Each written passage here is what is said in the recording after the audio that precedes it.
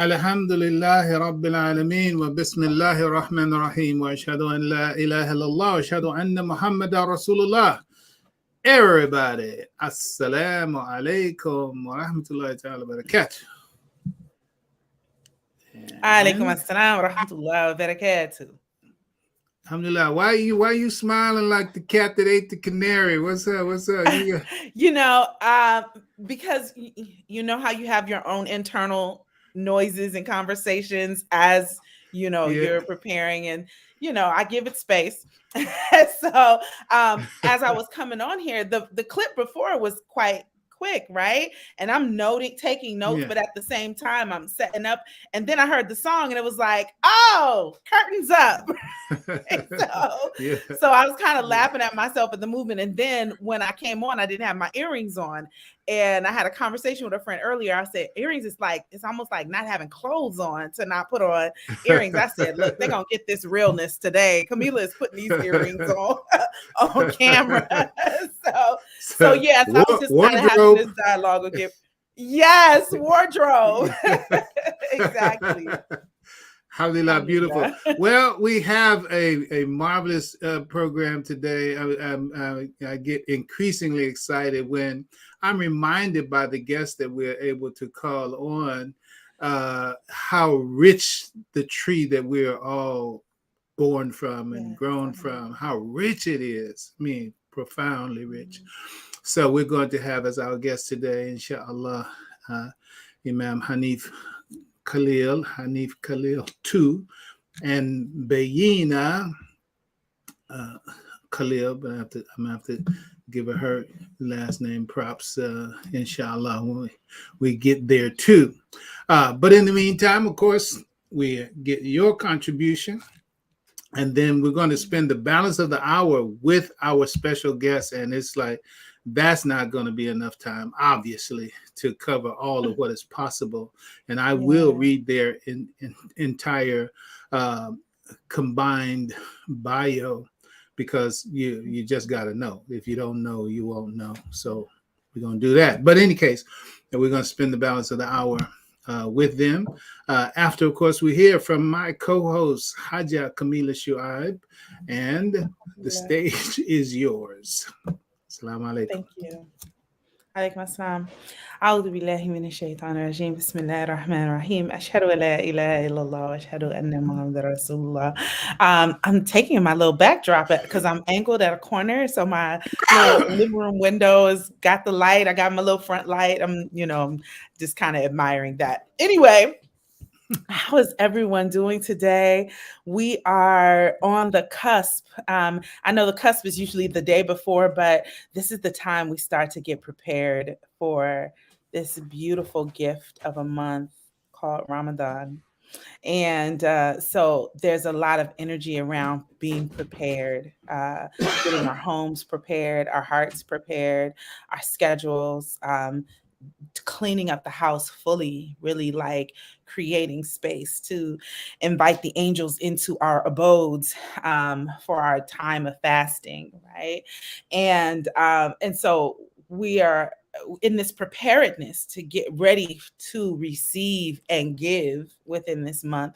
The conversation is about legacy, and I think that legacy is if it's not at the core or rooted so very much in our way of life, I see it as it being such a huge component, like our responsibility to, as the language that the imam uses, to engage and establish in the earth is legacy, right? And I love that language. I love that language because it can apply to so many areas of our life, right? So whatever it is that you're doing, you have to engage it and then establish. And what are we establishing? We want to establish a mindset, a way of life that is in alignment with what Allah wants for us and wants for our lives. Right? And that all of the things that we do, all of the rituals and all the activities and the expectations that we put on ourselves for the betterment of our souls is to enrich that part of our life, and that it extends beyond this physical body. So we're going to have a beautiful conversation with the Khalil family, right?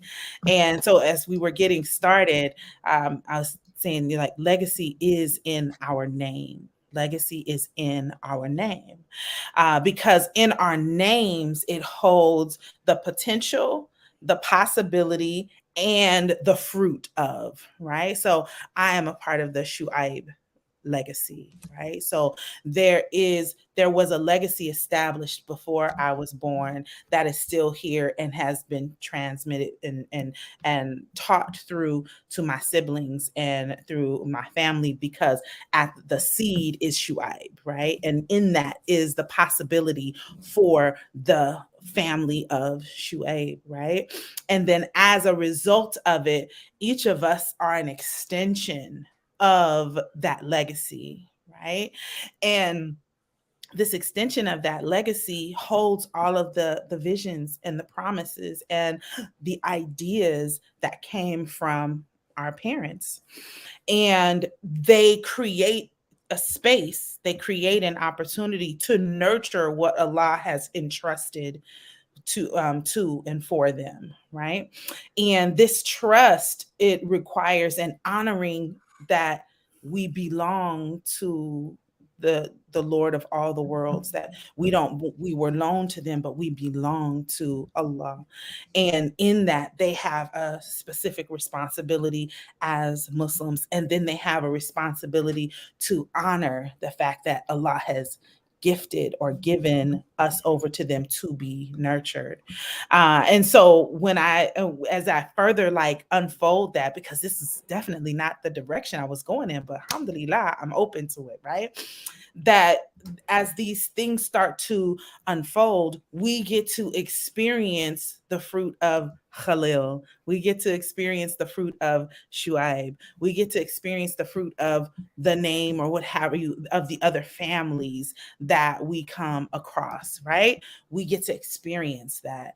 And this is community, right? This is community, because from community, we are able to establish Ummah.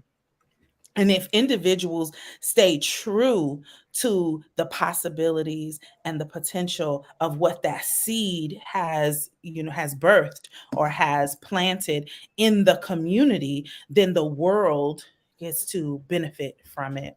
And so this ummah is not one-sided. This ummah is a system, right? It's a system of education, a system of culture, a system of worship, it's a system of fashion, it's a system of media. It's their systems, right? And so a lot of times what we're growing out of, but we started out in a space that we wanted everyone to be in one area of Ummah. And as a result, there were other areas that had been neglected over time. And now we are realizing that, oh, okay, we have to have a system for family, cultural and socialization, the importance of all the little aspects of it. But sometimes our I hate to, I don't want to use the word shame, but our wondering if it is politically correct or if it is financially viable. Let's say that, some things we don't really dive into because we're thinking about our financial responsibility. So it's like, we should have a magazine, right? Or we should have a sports stadium. We should have these different, but it's like such a long-term idea and a long-term level of planning. Sometimes we step back and don't really dive into it because financially it's smarter to become a lawyer. And not saying we don't need lawyers, we need lawyers, right? But in the midst of that, we haven't created value for the scholars. We have assumed that the spiritual leaders and those who provide Islamic guidance just got to figure it out, right? And they are a value for us to build ummah, to establish legacy. So the beauty of our guests that are coming on, because it's like the energy of it for me is what is calling me to really bring this idea forward, is that it is nurturing the many minds, the young, not many as in small, but many, MANY, the many minds of the community to think broader about the idea of Ummah, and in nurturing their vision and their ideas for themselves to show up fully and to put them in a community and in an environment that they can see themselves reflected. Right. And so when we start to see ourselves reflected, there is an honoring that has to take place in understanding that the being Muslim is bigger than in title. It's a way of life. And we have to create spaces and environments that allow us to exercise this way of life and how we socialize. Just a flood of thoughts as coming to me because my father and I, we had when we got together as a family, and he had mentioned just how we watched how my nieces and nephews, his grandchildren, socialize, right? And that there's rules of engagement and they're learning how to compromise. They're learning who's the leader in whatever particular area. They are learning to be creative. They're learning to share. They're learning to find joy and help each other if someone gets hurt, and how they come to nurture or find someone else that can provide the help to someone who has been hurt. They are being socialized in this family environment, and then they will have an opportunity, whether it be school, whether it be at the masjid or what have you, that they get an opportunity to exercise their social skills, right? So when we have organizations like Camp Khalil that allow our young people to exercise their skills in socializing and to build up a level of empowerment and strength in knowing that your idea may not be as welcomed in this society, but who you are is valued. and it matters that you speak up, and you have a community that may be sight unseen, may not be in the environment or on the campus or the college campus or the high school campus that you go to daily, but know this campus or this community that is in multiple differences, we're there. You see where it is? Okay, we're there and available to give you the support necessary in order for you to be able to build up. Because though in the house, so when I come back to this analogy of my nieces and nephews, in the house, this is a safe environment for you to exercise your social skills. We're not going to be there with you when you're on the playground. We're not going to physically be there with you in the classroom, right? But you know, because of your socializing, because of the family and community that you have under this roof on a small level, but huge in your life, you know that, okay, when I make a particular choice, I know that this is going to affect my relationship with my grandparents or my parents. So there's a consciousness that is brought forward that says, yeah, well, when I'm with my cousins, we don't do that. This is what we do, right? And so when you have an alternative to something that may be calling you to something that is not healthy and is not for your highest good, then you are in a position to be like, yeah, no, I don't need that, because I have a community that's going to love me and showing up and encourage me in the best ways for the best parts of my life. So I know that for me, when I think about my siblings, right, my siblings were my first community. And yes, I had friendships, right? But some of those friendships did not stay or maintain very long, because there were things that for me, I wasn't really, excited about participating in, because it was just like, yeah, I don't need that kind of validation. I got a whole family of individuals and those that are near and dear to me that I feel safe in. Or even if there were choices that I may have made that were not good and whole and best for me, and then when it came time for me to take accountability for those bad choices, I had a community that would nurture me and build me back up, that would not shun me or throw me away, right? That it was a community that said, hey, we human out here. There's some things to human is we do error. We do make errors, but it is in those errors that you start to see, okay, you're worth more than this. You're valuable. And so in this value, let me create more spaces for you to do that. And so this legacy is a place to nurture mindset. Yes, is to get the investment. Yes, is to build up wealth. Yes, yes, and yes, and yes. But as we can see, wealth changes all the time. Wealth changes. It's changing right as we speak right now, right? It's changing the value of the dollar, the changing from, physical cash to digital, like all of it is changing. But what does not change? Character, like the ideal character, the model of the Prophet sallallahu alaihi wasallam. The Quran. It's like it is timeless, right? And it is a matter for us to really understand how to use our thinking, our mindset, how we engage, that will help us to see, oh, this is like that, and that is like this, right? So when we dive into understanding these ways of life and this understanding of how to approach community and legacy, that even if currency, proper money or otherwise, is completely eliminated, our mind, our foundation of who we are, we know how to recreate and rebuild oneself, regardless of what the environment around us does. We know how to engage it and still build up from the bottom to the top all over again, right? But we have to give those essential bricks, those essential foundations of understanding what this way of life has allowed us to live fully and beautifully, and building community. And we're, as first generation Muslim, we're at the ground level of something huge, right? So we are foundation leaders. We are foundational in what it is that we're building for the future generations to come, right? And so there's a heavy responsibility that comes with that.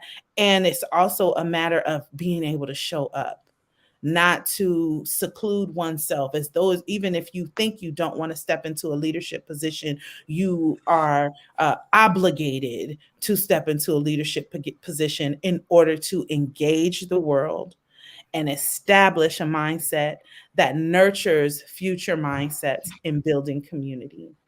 So I believe that is my time. I want to call in, inshallah. Alhamdulillah, our guests are in the green room. Our guests are in the green room, and inshallah, oh, my bad. Yes. Just getting too excited up in her. So I guess our guests are in the green room. We're gonna bring them in a minute. But I'm waiting to see the number on Blog Talk, so the Blog Talk folks will be able to hear also, because people who are on Blog Talk, they do not see the visual, which is the StreamYard side of it. So check your number, Imam Hanif, and see if that's it. I don't think they're even hearing me, but all right. So I see the Camp Khalil legacy, but I need to zoom out. How do you? Yeah, like pull the camera out a little. See how y'all can get into that. Go ahead. I'm gonna take you out of the visual right now, and you work on backing that up a little bit, and then we'll bring you back on. Let's move. Creative. In the meantime, Camila, what I want you to do is to tell us about this spiritual responsibility of leadership. Okay, Spiritual Responsibility and Leadership is a book that I've written, and just starting the process of getting it published and edited, and it pretty much utilizes my experience and how my community has nurtured me, and how I chose the model of Allah created us growing like plants. And so in me studying, understanding how plants grow, I use that as an analogy for the growing stage of us as human beings, because we are leaders, and then further moving into the space of, engaging and establishing and returning to Allah pleased and pleasing. So from the seed stage to the germination stage to the pollination stage to these other stages, and paralleling it up to legacy, who you are, what it is that you do, your responsibility in it, and how do you recreate and duplicate that legacy beyond your physical body. And so that in a nutshell is the basis, the body and outline of what this book is. And I'm very excited about it, especially when I start to think about how I come from a community that nurtured me as a woman in leadership. And that is unfortunately, that is a rare experience in other communities. But you created a space that nurtured many leaders. And when I look at the women within our community who are lawyers, who are doctors, who are professors, who are educators, who are in police and who are in law enforcement and so forth, education and culture, it's because this community that I come from, Masjid Warith Deen specific, has created a space that nurtured sisterhood and the ability to be mentored by beautiful pioneers who continue to make sacrifices to ensure that this community that I come from maintains its civilization and actualize it here and now and in the future. Alhamdulillah. So you can go to I Fund Women and yeah. We look forward to it. I'm going to take me out. I'm gonna put you I'm gonna put you okay. Yeah, I'm gonna put you all on the whole screen right now. So it's like, yeah. Wait, can you all hear me, Baiyinah? Yes, sir. Can you hear us? Imam Hanif can sometimes be so unexpressive. Like you see, there you go. See that smile. See that big bright smile busting out from behind that black beard. Hey, look, enjoy that black beard while it lasts, homie, because stuff go fast, man. It go fast. All right. Alhamdulillah, alhamdulillah, good. So welcome. Let's do the assalamu alaikum part first, because obviously I get juiced when I see you all and I know what you are and where you are and where you come from. I see your mamas and I see your daddies and I say, well, yeah, this is what's up. This is what it's about. This is that legacy. This is that fruit. This is what we're talking about. So enough of me running on and on and on.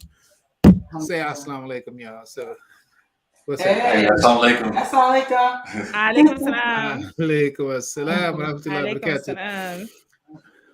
I had already told everyone that I am going to read your whole blended bio because they need to know that. I won't hold you on the, well, I will hold you on the camera. You just go ahead and take it. The Prophet sallallahu alaihi wasallam, this is not flattery. This is just reading history, right? You did it, so blame yourself, okay? So for as far as the contribution that you are making and continue to make, people need to know that. That's one of the reasons that we wanted to have you on with us, and we are honored to have you on with us. So in regards to that, I want people to know who it is that we are going to be interacting with tonight. So you know how to deal with the compliments that come your way. You have the humble spirit, and you know all praises due to Allah. But enough of that. I want to read this blended bio for our two very special guests. As former student of Clara Muhammad School of Miami, Florida, and the eldest child of parents who transitioned to Al-Islam through the Nation of Islam, Baiyinah has always had a strong sense of who she is and what she is capable of. On March 18, 2000, at the age of 19, she married Hanif M. Khalil. Hanif M. Khalil is the 8th of 12 children born to parents who also transitioned from the Nation of Islam under the leadership of Imam Warith Deen Mohammaed. Hanif knew as early as 12 years old that marriage was his goal.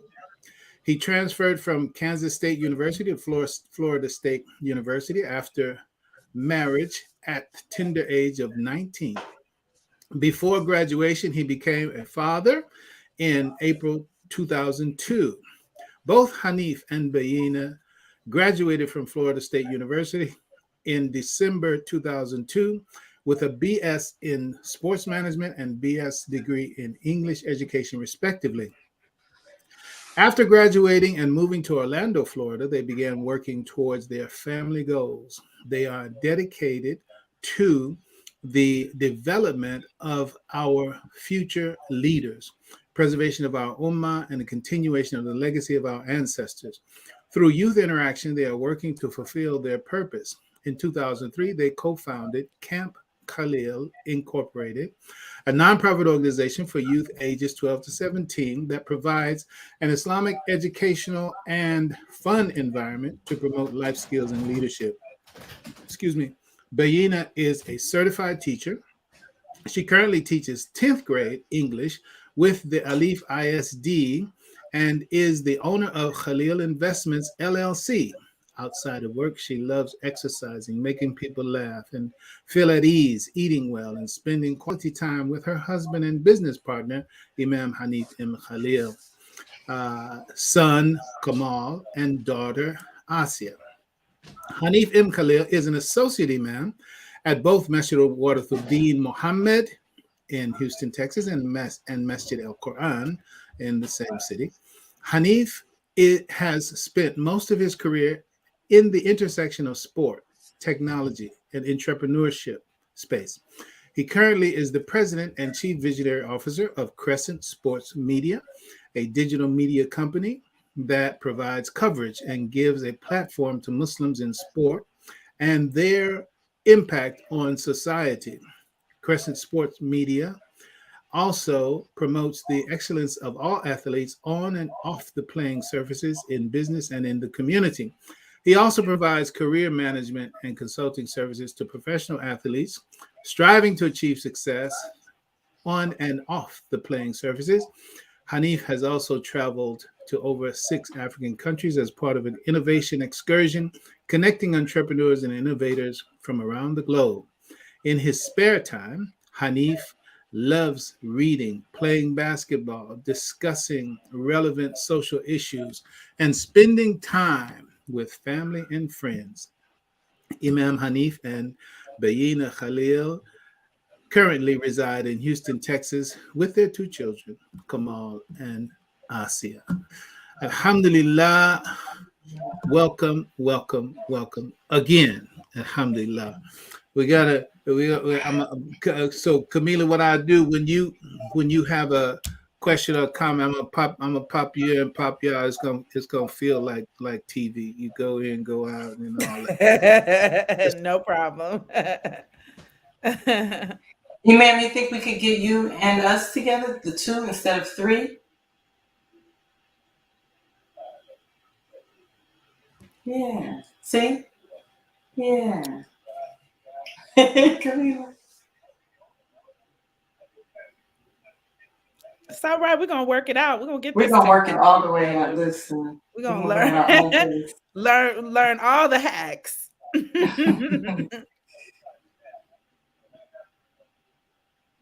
In there. The world's in trouble now. Now we're in now. I found that button, boy. I found that button. Shoot, can't stop. You ain't gonna be able to do nothing with me now because I'm professional. Okay, come on, y'all. Y'all just start talking. Y'all just start talking. We do whatever we gonna do after that. Yes. Go ahead, Baiyinah, Hanif. Well, first and foremost, we're grateful and thankful and honored to be on the platform and sharing the platform with one of our special pioneer imams, who amongst him and his peers have laid a solid foundation for us to be able to take the necessary steps to continue the legacy that our ancestors and our pioneers have paved the golden road for us. And we're just living in that mode, in that same vein. And we're really just an extension of a relay race, on the journey to excellence. And Allah, in his infinite mercy and his guidance and blessings, has really chosen us to be a part of a special community. And we're just carrying on that legacy and carrying on the mission and the work and standing on you all's shoulders, So we're just grateful and honored to be able to continue in that vein and in that legacy. Alhamdulillah. Baiyinah, you want to tag team on that? No, I'm ready to get started. I'm once again so grateful just to be in the same space with you, Imam Fahim. And we shared the platform a few months ago, and I was steady taking notes, listening, and just so honored and grateful just to still have you in our presence and sharing your wealth of knowledge, and just praying that inshallah there'll be generations more behind us. Alhamdulillah. So we're just having a conversation. So Camila, as you know, you can jump in any time you want, but rather not but. And the frame is, it's like legacy. Like all of us associates and followers of Imam Warith Deen Mohammed's language and legacy. And it's sort of like his life sort of just happened to him in that sense, and then he came to understand its deeper and more profound meaning and the God blessed sense of it. Baiyinah, how many siblings do you have? So I just have one sister, my younger sister, Hanan. She resides in Jacksonville, Florida with my father, which is where my father was born and raised. So he born and raised in Jacksonville, moved to Miami, met my mother, raised us there for my entire life.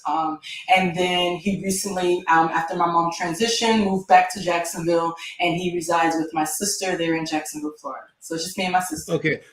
So, mashallah, may Allah continue to grant her peace in paradise, mashallah. And you, Imam Hanif, come from a very large family, and then you, Baiyinah, from a two sibling, or rather, just a sister. Let's put it like that.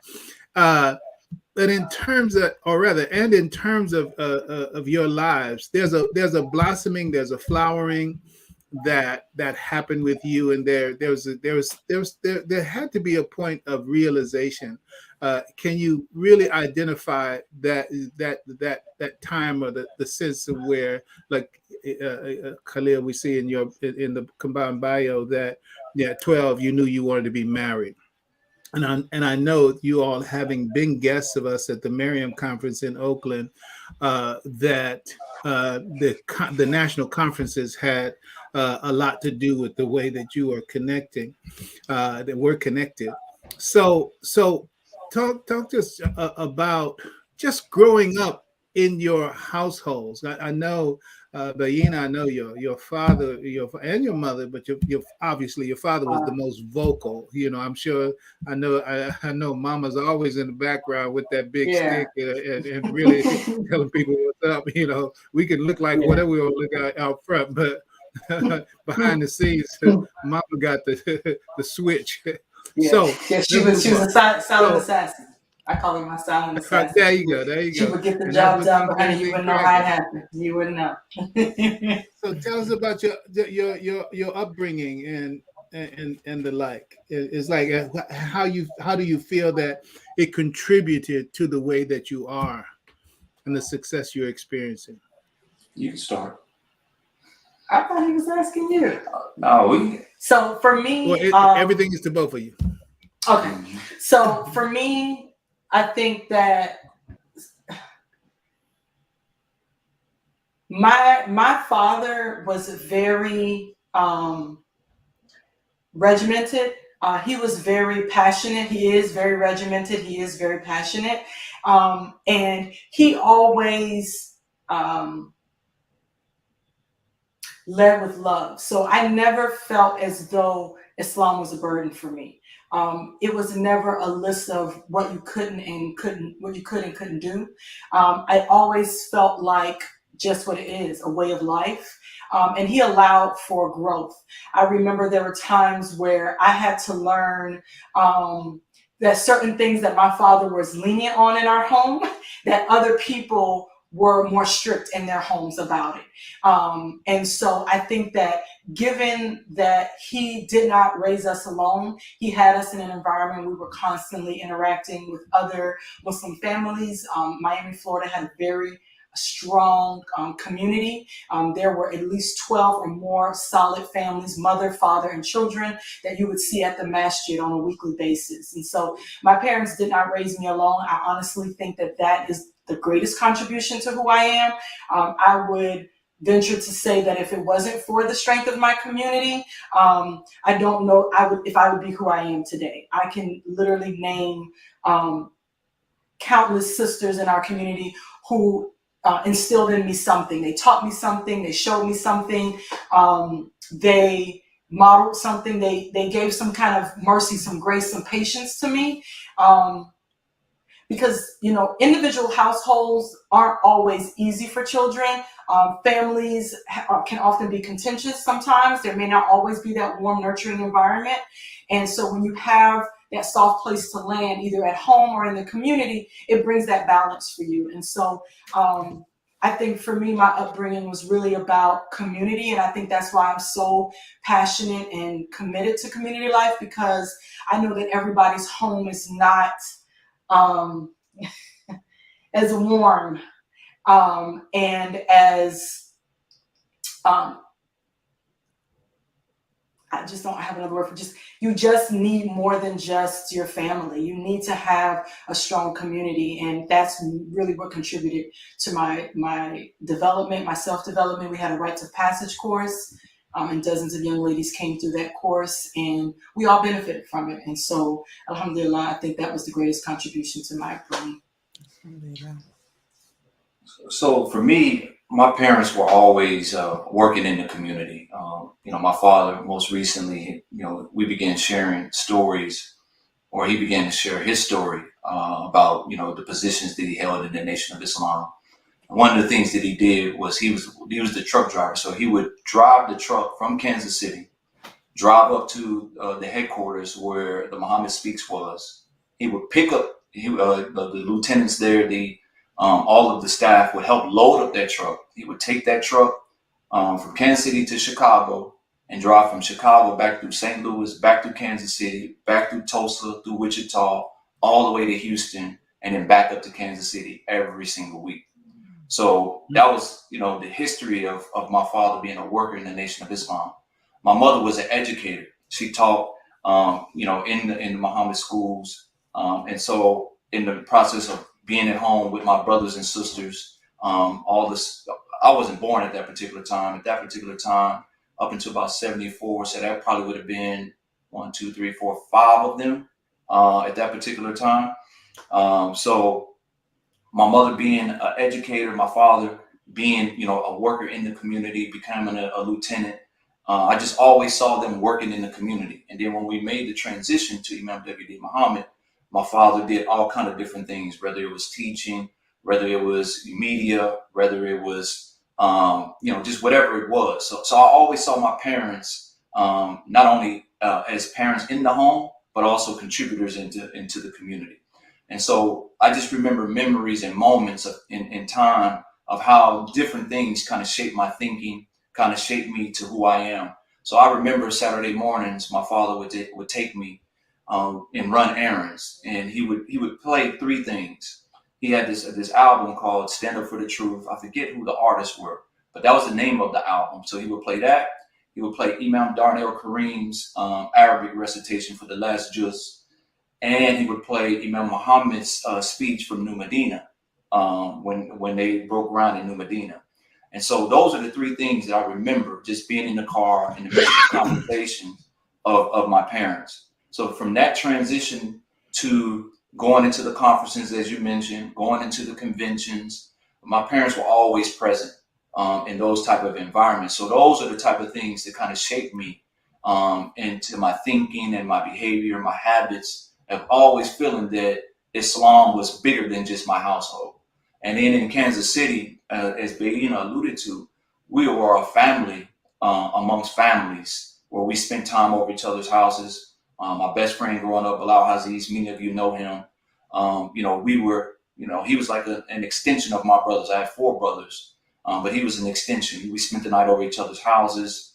And so we were just a close-knit community. So those are the kind of things that kind of shaped me as a young person coming into a womb and an environment and seeing the possibilities of community life. So I have a question. I mean, it's just like listening to. You're muted, I think. Just Camila. I am. I can hear her. No, I can hear her. Oh, I couldn't hear her. Go ahead, sweetheart. Assalamualaikum. Yeah.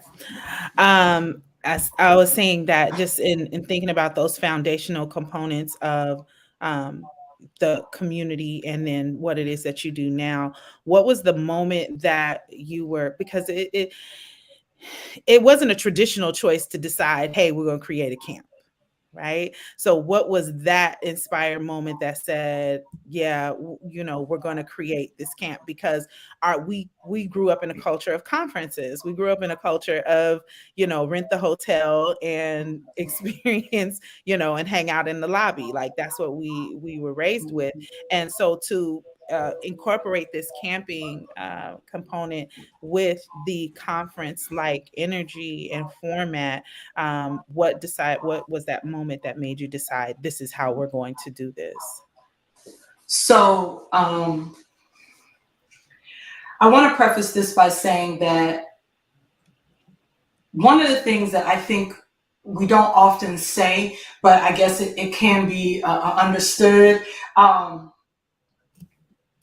there was never a time that I can consciously remember that I question whether or not Al-Islam would be my way of life. And I know for a lot of young people, they go through that transition where they have to find their way back to Islam, for lack of a better phrase. And so that happened among my peer group, right? They go out, they explore, they see what the world has to offer, and then they may or may not return to that community that created them and find their way and find a place for themselves there. So I think that a lot of the reason why I feel like what we did appears to be a head start, like we started really early, and we were able to be consistent with it, was because there was never that distraction or that pull towards anything that wasn't going to benefit our family or benefit our community. So for me personally, and you all know Hanif trying to get married at 12 years old, right? There was never a time where we said, I'm gonna do me, and then I'm gonna come back to the community that raised us. And I know that's rare. I know it's rare because I talk to my friends all the time, and I know what we go through as young Muslims growing up in a community where we feel oftentimes isolated. If you go to a public school and you don't have a lot of Muslim friends at your public school, you know, if you're in a community that may be real intense, right? You have a lot of social influences. You know, we're not like the Amish or the Mormon, right, who have their own little farms and they basically seclude themselves from society. We don't live like that. We're African Americans. We have the African American experience. And so for a lot of people my age, a little older than me, and even younger than me, right, there's always that constant reminder that there is a life outside of Islam, right? You have an option. You don't have to choose this life. You can choose something else. And so although, you know, being in high school, you want to be normal, you want to be like everybody else, there was never a time that I thought to myself, oh, I'm going to go off and do my own thing, and then I'll catch back up with Islam later on. So for us, starting the camp really was like, it was just a natural progression. I mean, getting married at 19, it's like, what else are you going to do? Like right there, you have already cut off any distraction of trying to find somebody, you know what I'm saying? Trying to, you know, explore any other religion, because the person you married says, I want to be a Muslim. You said, I want to be a Muslim. So together you're creating this life of Islam together. So it was like, there was no going back. Like, and I never wanted to go back. Like, but now there was no back to go to. There was no back to go to, right? So we pretty much, right. Yeah, it's like, okay, you're already married. And then 2 years later, our son was born. And then 1 year later after that, we started the camp. But the inspiration for it, to get back to your question, was Imam Muhammad's convention of 2003, Labor Day. And our son was a year and a few months old. And we had just recently moved to Orlando, Florida that February of 2003. Why do I remember this? And my memory is so horrible. Hanif remembers everything. Like, you had on this red shirt with this. I'm like, sir, why is your memory so good? That's because he was sprung. He was sprung on you. Yeah, he got the details. So, I would like to believe that. No, this man talked about how he remembers being born. I remember being born, Imam Fahim. He said he remembers being born. Let's slow it down and get that. His memory is very rich, very young. So I would like to believe it's me. So we went to the convention, and then we talked to people in the community who were already doing the work. Hamima Shabazz had Muslim Youth Leaders Forum in Alabama. Rasul Madun was teaching at the school in DC. Sister Anisha Hanif out of West Palm Beach. We spoke to her, and she was like, you know, you need to make this make this an organization, not just an event. And each year, the community continued to pour into us, continue to invest in us, and they wouldn't let it die. They were like, no, we got you, keep going. We're like, but I just want to be at home with my kids, or I don't know. What do we want to do? And they kept us. They kept us lifted. They kept us. And so the community really is the reason why Camp Khalil is here. Alhamdulillah. This is a perfect opportunity to respond to this comment here. Legacy, yes, indeed. I'm a single parent of a 13-year-old male. I want him to have a good Muslim foundation, but I live in Central Texas. Could I send my child to Houston for Camp Khalil? I understand Camp Khalil moves around. Am I correct? Answer that, yes. reply that question. Yeah, so in 3 days, this Thursday, we will be returning to having our Texas sessions. So this Thursday, we will have about 30 youth that will be attending our 8th annual Texas session, which started in 2011. We didn't have it in 18, 19, 20, or 21. So our 7th one was in 2017. Yeah. And then so our 8th one is going to be now in 2022. And so if he would like to register his son, he can come to our Florida session, which will be July 27th. And then we will return to Texas in 2023. We haven't set the date yet for Texas in 2023. But our session for this Thursday is closed. But inshallah, if he would like to make plans to come to Florida in July, his son will absolutely love it. And then we'll be back in Texas in 2023, inshallah. But just have him we call. had a young, Yeah. well, inshallah, there's got to be some kind of way so we can create a billboard or a contact piece before. Oh, I can send it out in terms of the comments. But we had a young man that joined you all last year. His name was Reed. That came from Oakland, right? And it was he came with his father. Experience. And right now, we are planning to have a quote unquote contingent joining the Florida session in July, inshallah. So we're working on that. It's just so powerful, and I believe that, you know, since this is a wealth creation legacy program, I think, and I'm sure the entrepreneurial minds of you all have considered the franchising aspect of it, because it's a name, it's a brand, it's a way of doing things. It's necessary. And I mean, I know Masjid, why is Masjid Warith Deen sending a contingent there? Because we don't have it, you know, and we need it done and done right. You all are seasoned, you're proven, you have a product, you have a protocol, and mashallah. So it's a beautiful thing. So keep it going. Camila, you have something else? Yeah, I'm curious about the curriculum. What is the experience that young people are expected to have when they come to Camp Khalil? And also, I want you to talk about how you've created spaces for the youth camp leaders that you have incorporated as well, and how that has continued to unfold. So give us an idea of what that experience is for those that are listening. Yeah, so the Camp Khalil experience, it fits, you know, the dynamic aspect of the whole human being and the whole human being life. So you get physical activities, you get a community setting, you get instruction, you get team building exercises. The young people get to present, the young people get to display their knowledge of the religion. So you get all of that intertwined in a full experience over a course of 4 to 5 days. So you get mind, body, and soul met in a creation-based atmosphere. So you're in nature, away from the cell phones, away from the smart devices and things of that nature.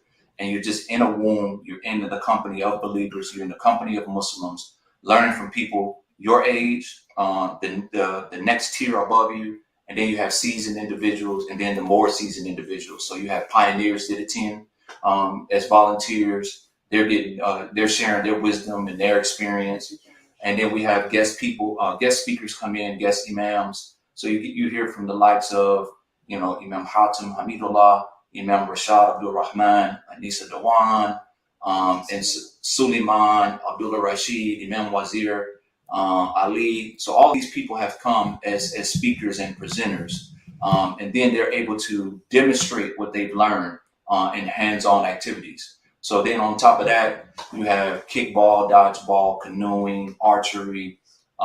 We have what we call Khalil Chaos, which is a team-based competition. So they're going through obstacle courses. They're going through just different experiences for both mental and physical.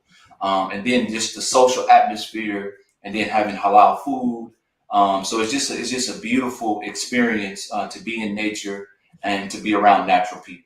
And our curriculum can't be stagnant because our students return every year. So everything that Hanif mentioned, if someone comes one summer, you can't pull out the worksheet and pull out the same worksheet you did last summer, right? The same curriculum you may have designed. You have to constantly be tailoring it because they're evolving. They're not 13 anymore, they're 14. They're not 14, they're 15. And then you got to take into consideration what's going on in current events. And Hanif does an excellent job of staying up to date on like what's going on in our society, what's going on in the news and the media, and giving them opportunities to discuss and dissect what they're hearing and seeing on a daily basis, what is being propagated to them, all of the propaganda that's being put out there, and messages that are being out there, and we pull them apart and we match them up against the Quran, we match them up against the life of the Prophet, and say, okay, how is this measure up, right?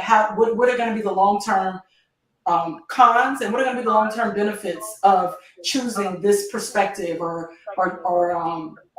making this choice in terms of your actions? So we get them to look at what is being put out there in our current society and match it up against the sure reality, which is the Quran and the life of the Prophet. And just one other thing to just to add as far as the curriculum. The core principles of our curriculum are the four birds: business, education, culture, and government. And then it's intertwined with the tafsir and the commentary of Imam Warith Deen Mohammaed and the life of Prophet Muhammad sallallahu alaihi wasallam. That, and then we use that as the standard, but then you get relevant things like STEM, entrepreneurship, business, financing, health and sexuality. All of those things are intertwined, but the core principles of our curriculum are the four birds. Excellent. Baiyinah? I don't. I was trying to play, trying to ping pong it out. Everybody's giving charity. Right. I think that the other part would be like, what do you see the future of Camp Khalil? What is the future vision? So what is the 10-year plan, if you have one, like for Camp Khalil? So the 10-year plan is twofold. One, it's all about the development of the next generation. So that's always at the forefront of our mind. And then also, and I'm just giving you a very small piece of it. And then the other aspect of it is what Imam Fahim Shuaib mentioned, and that's kind of like the franchise model. So we're trying to duplicate and replicate and systemize and institutionalize the Camp Khalil experience in different areas. And then, inshallah, by Allah's mercy and permission, we would like to see Camp Khalil on another continent as well. Allahu Akbar. And well, it should be. Alhamdulillah. So that's an excellent segue to the business side of it. Alhamdulillah, I have been blessed to benefit from your sports entrepreneurship work. Alhamdulillah, we had Muslim Day at the Oakland Coliseum with the A's. I was up there in that skybox acting like I was about somebody. Back, I went down there in the bleachers. We was up there in the skybox, and they had food and everything, so it was good. So it's a nice place to visit. So sorry I can't live there, but I was honored to be there as a part of yours. The Muslims got together and made salat in that beautiful, wonderful space. So you coordinated that and made that happen. Talk to us about you and Muslims in sports. There's a lot to be said about it, but just the business side, because you had to obviously negotiate a lot of hurdles and a lot of, because you were new at some point in time, and then you became known at some point in time in whatever the measure. Take us through that part of your business experience as a Muslim. Yeah, so I'm grateful and just thankful from just these experiences that I've been able to take advantage of because I am Muslim, and that needs to be known. A lot of times we see Muslims as an exclusionary part of mainstream culture, mainstream media, and things of that nature. But I've never looked at myself as an outsider, and that's because of just the life experience that I had in the womb of Imam Warith Deen Mohammed's community. So with that being said, I've always just thought about ideas and different things of how to incorporate our culture and our contribution as a part of the social fabric of the United States of America. So what you're describing is Muslim Heritage Night, which was an idea by actually a Pakistani brother, gave us kind of like the blueprint and the template. But my brother, Rashid, who runs a baseball academy, he had somewhat of a relationship with the Oakland A's.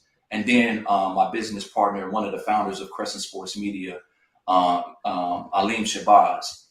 So the three of us together worked in concert with the Oakland A's to bring about Muslim Heritage Night. So that's just one experience that we've had. Another experience that we did is All-Star Weekend in 2020 with Craig Hodges. We did a fireside chat with him All-Star Weekend in Chicago. He did a book signing. So it's just these type of ideas that we try to incorporate into, the culture of sports, and not looking at it as something that Muslims cannot participate in that particular space. But my background in sports had began not only just as an athlete, but then once I completed college, I was, for a brief moment, I was an NFL agent. Then I transitioned and started working for the Orlando Magic for 7 seasons. And then from there, I leveraged that experience to start managing the career of Muslim athletes and then athletes in general. I had a client that played for the Lakers, for the Los Angeles Clippers, then began to play overseas in China. And then I've done some work with some of our stars in our community, Mahmoud Abdul Rauf, Bilqis Abdul Qadir, as well. And so I've just been able to be blessed and fortunate to have those type of relationships and able to be able to bring our ideas and our experience into the culture of sports in America. Alhamdulillah, that's really, really beautiful. On education, Miss 10th grade English teacher, and what is that? The ISD? What is that? Alif ISD? What is that? Yeah, it was named after a woman. In the Houston area. I believe she was like a nurse or something. And they named the district after her, but it's Alif ISD. So ever since we moved here in 2014, I've been working for that school district. And I love the opportunity to be an example for our young African-American students, because oftentimes in the public school system, there aren't many allies. A lot of times the teachers are not African-American, the teachers do not come from an experience that the students can relate to. And so it's always refreshing for them to have someone in the building that they know that they can go to, that they can relate to, they can ask questions to, and then sees them for who they are and the experiences that they have had. And so I love teaching for the public school system because once again, we can't have enough role models that really speak to our young people about character development, right? About, the choices that they're making, right? Being able to say, okay, why are we complaining about the consequences and how we were penalized versus focusing on what were our actions, right? What did we do? What can we do, right? How are we thinking that is contrary to our own development and our own success, right? Not continuing to place the blame on anyone else, but continue to take ownership for the choices that we make. And so I hope that my impact will be felt long after I'm gone. But I love teaching in public schools. I originally went into education for the purposes of being principal of the Islamic school in Miami, Florida. Ended up never living in Miami, so that didn't happen. But the path that it sent me on was definitely one that allowed me to be close to my family. As my children were matriculating through school, I was able to be present and be there with them. On the weekends, be there on their off days, and really just kind of ensuring that they were successful in school because I had the educational background. But I specifically remember the day that I knew that I would be a teacher. In 3rd grade, it was a teacher or a veterinarian. And my uncle and my other family members are attorneys, and they're always pushing me to be an attorney. They're like, oh, you talk so much, you know what I'm saying? You always got to come back or rebuttal. You'd be perfect in the courtroom. And it all sounded really great. But then when I thought about the type of life that I wanted to live, I didn't see how being a lawyer would fit in it. And so I always knew that education would be a better fit for me and my personality and just kind of where I wanted to go after years of teaching. It's be like my 12th year teaching because I took a 9-year break to be home with my children. On both sides of my family, principals, teachers, like so many educators in my family. So although I thought it was my second choice, I know it was always my first choice. Like it was always going to be, you know, part of who I am. And I'm so grateful for just what it taught me and what I've been able to use from that professional experience and translate it into creating atmosphere for our Muslim students that mirror, but in a lot of spaces are better than what they're getting in public school, because in public school, they're not really going to get the character development that they're going to get at Camp Khalil, right? They're not going to get the sense of community life that they're going to get at Camp Khalil. So it's like I'm able to take that professional training that I've gotten and pair it with the community upbringing that I have. And it just becomes this beautiful recipe that I'm very proud of. So how do you balance the relationship between the business of Camp Khalil and, you know, what you all do at that you're passionate about as a sports manager, as a teacher and educator? Because it feels like, I know as an entrepreneur, me running a business and then building out another one, it's a lot to navigate, right? So how do you find and strike the balance between that on top of, you know, having, I don't think your children are teenagers now. They're grown. Yeah, they are. 19, yeah, they're grown. 19. Okay, yeah, like they teenagers, but they grown. My daughter's 16. We're gonna get is. back to that in a second. Go and ask her a question, so, but now we're gonna talk about family. So the reality is Camp Khalil is seasonal. Camp Khalil has always been seasonal. And so because it was held in the summers, right, the actual work of being there was in the summertime. As the years evolved, our team built out and everyone would take on responsibilities, you know, the other 11 months of the year. And so we have a board of directors, we have a planning team. And so each of them kind of had their tasks, list of things to do. And then Hanif and I would divide some of the organizational versus operational tasks. So things in terms of like maintaining our corporate status, you know, soliciting for corporate sponsors, marketing, you know, reaching out to various communities and sponsoring iftars in their city and different things like that to kind of keep Camp Khalil relevant year round. But we would host it in just the summer. And we did that from 04 to 11. We just had the summer only. I don't know how many years that is. And so then when it got to Texas, it was an easy transition because the Texas team was so strong. We ended up becoming residents 4 years after we started. But when we started doing the camps in Texas, we were still Florida residents. But like I said, the Texas team came strong. And your daughter, Dr. Peters, she about to be the next wave in California, inshallah. I got my eye on her. Yeah. So, you know, we've kind of let her know, like, this is what Texas did. This is what started the idea of expanding and going outside of Florida in the summer. And so, once again, with a strong team, with that strong community support, it's not hard to strike that balance because you're never doing it alone. You're never doing the work alone. You never feel like you're doing it alone. And above all, Allah is at the front of everything. Like, it's never a time where we're working or we're thinking to ourselves, oh, like, it's about us. Like, we know that the only reason why we have made it this far is because Allah has been behind it, inshallah, and supporting it. And we're doing his work, so it doesn't feel like work. Yeah, if I can just add a quick tidbit, it's just it's really our religion and our way of life is about balance. So that's always going to be a struggle to maintain and sustain balance. But one of the things that Baiyinah touched on is just really building our organization with key foundational principles and components, and that is really all about the systemization of it. And so it's not so much of us working in the business, it's us working on the business.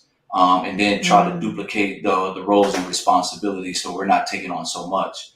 And then the other things that we're doing, and you know, and me in sports and her in education, we just kind of really rely on each other to fulfill certain roles and responsibilities to ease the burden on each other. So when it comes to me and the things that I do in business, you know, Baiyinah does a good job of maintaining certain things at home. and her contribution at home kind of frees me up to do other things to be of a better asset to the business life. Yeah, it sounds kind of trite and cliche, but it is true. It takes teamwork to make the dream work, for real. Yeah. So it's like if you see somebody that's getting it done the way you all getting it done, and they're doing it as a couple, it's because they got it worked out. It's like, okay, you do X and I do Y, and when you do, it's like pick and roll. I don't know. I can't. If somebody asked me to draw up a pick and roll, I couldn't draw it up, but I know it's real in the game. You know what I'm saying? Exactly. So it's like when you go to the back door and you break to the hoop, and it's like I'm gonna lob you something you can flush down. So in terms of family business is business. I mean, it's like the first place that you have that the business has to be taken care of is in the marriage. It is in the home. Y'all got to get that worked out before you can go out the door and do something outside of that address, right? And that's something that you ought to demonstrate. And let me be sure to state that your imam there in Houston, our imam, Imam Wazir, I mean, he is real special too. I mean, when you talk about what happened in Houston with regard to what happened moving, literally you are moving out of Miami into Houston, but Camp Khalil sort of like led the way in a manner of speaking. And then the way that the team came through and the way that Imam Wazir creates that team, I mean, I'm always in awe at the moving parts that are operating and things getting done, you know what I'm saying? So it's like Hanif, you know this for sure better than I do. The issue in the NBA right now about who's going to make it out of the West, who's going to make it out of the East, who's going to take the championship, and what always comes up out of it is the question of a team having to find its identity. A team, people recognizing that who are the role players and who are the floor generals, who's really. But when you had those, now I may be wrong, and I'm gonna step back out of this because I'm only slightly out of my lane right now. I'm just hitting the white chalk line a little bit. But look, when Kyrie was in Boston, right? So you had Jaylen Brown, you had Jason Tatum, and maybe one or two other folks, right? And so it's like, it's like who's the boss, and it seemed like they didn't really gel, even though everybody was quote unquote stars at some level, but you didn't have that worked out. So when you have a team like, well, let's take the Warriors, for example, right? that when they had their identity and when they had that sense of family, that sense of fellowship and skill and talent, then a dynasty is born, right? So what do you see happening in the sports arena right now? And all of that is to say that I saw in Houston and I see in Houston under the leadership of Imam Wazir, Dr. Imam Wazir Ali, that the identity is set. People know their role players. People know who, if they're coming off the bench or if they're starting. That's my feel. Now I'm looking from the outside, and I've been obviously a guest there on many occasions. Talk to me about these things. Yeah, the number one thing that you're referring to is ego check. So when you could put your ego to the side for the betterment of the purpose and the team or whatever you're setting out to do, your goal, it makes everything seamless because there's no big I's and little U's. So although Imam Wazir Ali is the de facto leader, he has made it such that anyone can take that role and responsibility because of the training and the development that he's done. And number one thing that he's been able to do is just build relationships with people. So going to the Warriors, which is my favorite basketball team as well. So I keep a close eye on them. And when you look at the foundational components of Steph Curry, Draymond Green, Klay Thompson, and then you couple that with Steve Kerr, and then having the resources and the support from the front office, it's a very seamless process. So what you have with Steve Kerr is a person that learned under Phil Jackson, that learned under Greg Popovich, and learned under Luke Olson at Arizona. So these are the three top coaches, in their respective eras, for lack of a better term. So he has these philosophies, and then you see that the team did a very good job in drafting well, and then you have a certain chemistry, a certain bond between them. Although Steph Curry is the face of the organization, Draymond Green plays a very integral role. Klay Thompson plays a very integral role, and the three of them coming together are a well-oiled machine. So for me, who's coming out of the East, who's coming out of the West, it boils down to championship experience, team identity, and then you just cannot put a price on chemistry and going to war and going into battle with those guys. So those three together, once they get up to speed, I know Draymond's coming back tonight, and that'll be the first time that those three have been able to play since 2019. But they have the ingredients. So now what you see with the Warriors, if you have those foundational pieces, but then they have a young group that's coming right behind them with Kuminga, Wiseman, Jordan Poole, and those guys. So it's trying to put that those generational pieces together to kind of formulate a championship level team. Alhamdulillah. Yeah, I see why you get them contracts, boy. I can see you in the boardroom negotiating them contracts, man, because you understand the culture, you understand the environment. We're about to close out, but Camila, let me hit you with this right here. Can you see how these two, and how when Hanif is talking, that Baiyinah, she has that kind of, she's the hype man for is it me, or do you feel that? You know what I'm saying? I think they have a system of the step up, step back system. Yeah, or like Taraji Henson with that Don Cheadle flick. What is it, Talking Loud or something? Was that the name? Was that the name of it? I don't remember it, but I know what movie you're talking about. Yeah. It's like holding the space for him to do what he do. I can feel the love and the respect and the support, because even when we talk about Mr. and Mrs., right? Mr. is masculine responsibility. Mrs. is masculine responsibility supported, and oftentimes I say spiritually supported. And I can feel that with these two. It's like that's what's going on. Camila, you have something, and then we're going to close out with I think you said it. Yeah, I think you said it. I mean, it's always beautiful to see that leadership is honored in the space, in the union, and what is to be offered for the collective, right? And so these are certain types of models that should be duplicated and should be continued to be nurtured. And so it's exciting to watch and look forward to multiple years of seeing it continue to gradually grow.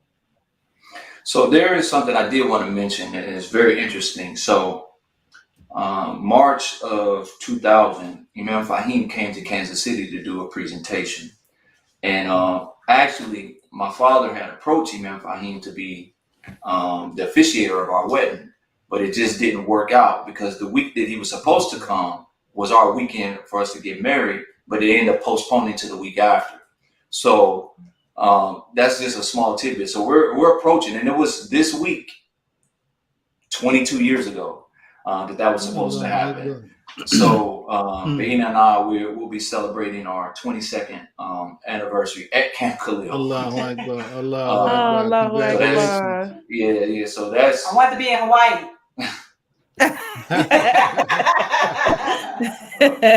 But as they say, we're gonna get there. When nature calls, you have to answer. And so nature has called us for a different responsibility. But I just wanted to share that. So 22 years ago, I don't know if you remember the program, but it was back in Kansas City. I think you came March the 25th, our wedding. was March the 18th in 2000. Yes, I remember doing the session there, and also in Miami, and I remember the what is known now as Khalid Salahuddin camps that were in Miami. I was often a guest there, and that was a wonderful experience as well.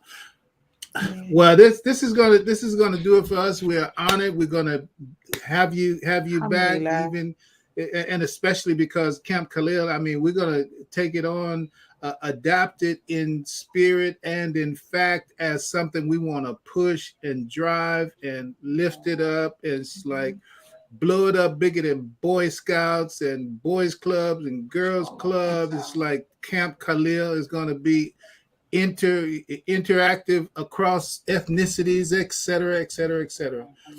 So you know, just keep going, and any assistance that we can ever offer is always there for us. Any last words from you all, then we're going to sign out. Just once again, thanking our community for always supporting us. We always reach our goals, alhamdulillah, because of you all, our financial goals, our registration goals. We always have enough volunteers and enough team leaders. And every year I'm looking at Hanif like, we need. And he's like, calm down. Have we ever not had it? No. So why are you worried now?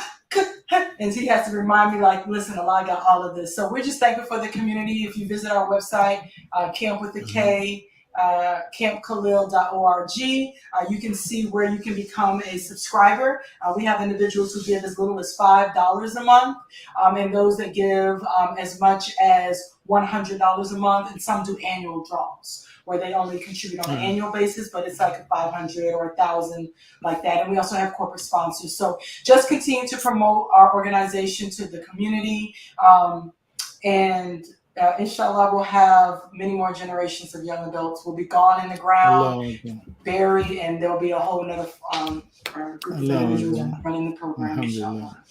And if I can say thank you so much. Go ahead. I was going to say, no. I was just going to say we're thankful and grateful for this experience, to share this platform with you, Imam, and you, Sister Camila. So we're thankful and grateful for the work that you all are doing, and everybody's working in their own places, and it makes the community life a beautiful thing. All right. Well, we love you, and may Allah continue to bless you. Give everybody our love and salams wherever you may land and wherever you may be. Alhamdulillah. It's always a pleasure. Assalamu alaikum wa rahmatullahi wa barakatuh. Wa alaikum assalam wa rahmatullahi wa barakatuh.